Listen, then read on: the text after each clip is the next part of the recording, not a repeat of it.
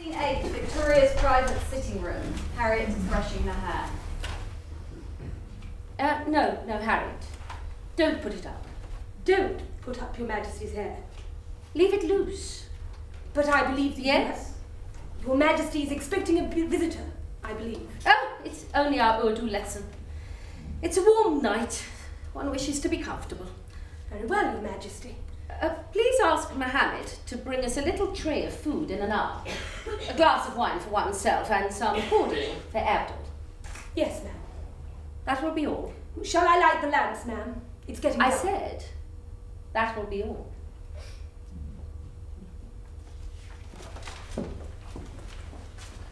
Your Majesty. Oh, your hand, Abdul. Did you hurt it? I was clumsy, Your Majesty. I burned it in the kitchens. Well, burned it how? I lifted a pan when the handle was still hot. Has it been properly dressed? I shall call for Dr. Reed at once. Dr. Reed dressed it himself, Your Majesty. Ah, I wondered that he didn't tell me. When did this happen? Yesterday. Does it hurt? Not now. I'm not sure I believe you. I think you're being brave. How would I say? The boy has a very bad pain in his hand. Gari Londi ke haath mein bahut sakat darad hai. I think you have, from the way you hold it. I wouldn't lie to you, Your Majesty. Would you not, Abdul? Perhaps we shouldn't have our lesson tonight. Please, Majesty, continue. I'm not in pain. Dr. Reed tells me you're homesick. You wish to return to Agra. Is this true? Yes, Your Majesty. I haven't looked after you. You're not happy here. I am, Your Majesty, but... Please, Abdul, talk to me honestly, as though I were your friend, or your mother even. Your Majesty, I can't... Yes, you must. I command you. But, Your Majesty, I'm confused. You say as though you were my mother, yet you also command me. Well, did your mother not command you when you were a small boy? Don't go too close to the water's edge. Don't eat poisoned meat. Perhaps. Yes. Yet she also listened and counselled. And you told her the truth. Yes. Well then. I miss my wife. Is that all? Well, send for her. I would be glad to have her here. I'm an educated man, Your Majesty. My father is a doctor at Agra jail, where I worked too, as you know. We're a well-respected family, not rich, but held in high esteem. To serve food, pour wine, wash dishes. Forgive me, Your Majesty. But if I'd known that this would be my function, I wouldn't have come. You would have refused the invitation of your empress. Yes. Did you burn your hand deliberately, that I might send you home? No, Your Majesty. Of course. Oh, you're right, my dear kind Abdul. And in the short time you've been here, you've become much more than any orderly. You're my friend, my teacher. What would I call you in Urdu? Your Munshi, your teacher and clerk. And would you like that? Why, yes, Your Majesty. When my husband died, then the sky fell in. I relived it over and over again. How could he be here by my side and then gone? Something in me died. At first, the whole country mourned alongside me, but their lives went on and mine did not. Even my children looked at me as though I ought to get over it. But I couldn't.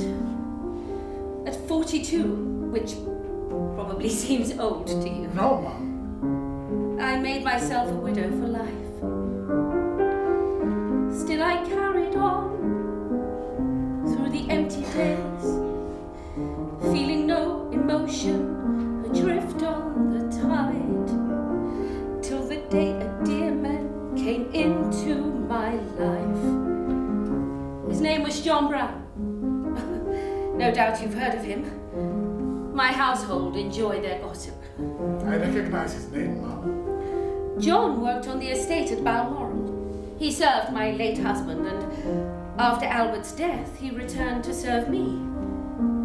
He was a Scotsman, a fine man. I wish you could have known him, Abdul. Yes, Mom.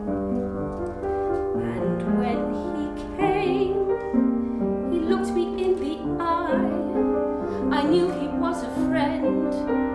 I looked up to the sky, and I came alive. He stayed with me. He gave me a reason why, as though I was born again, and life was worth living. But John died too, and there have been other losses. I wake each morning. My pulse tells me I'm alive, but I feel nothing. When love died, I died too. So I live alone in a world of ghosts, even though they feel more alive to me now. Even though it's me who is no longer real, I was like a ghost.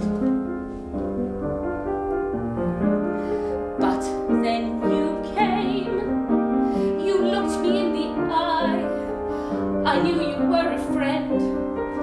I looked up to the sky, and I came alive. How would one say? You may go home if you like. तुम घर जाओ आकर जाते हो. I don't wish to hold you here against your will, but I will make every possible concession to persuade you to stay. Stay It's like the wind goes to and with fro. me. I'll make this your home from. Although I long to go, You'll have all the things what should you do when someone needs you so? and you'll be my munshi. Stay with me.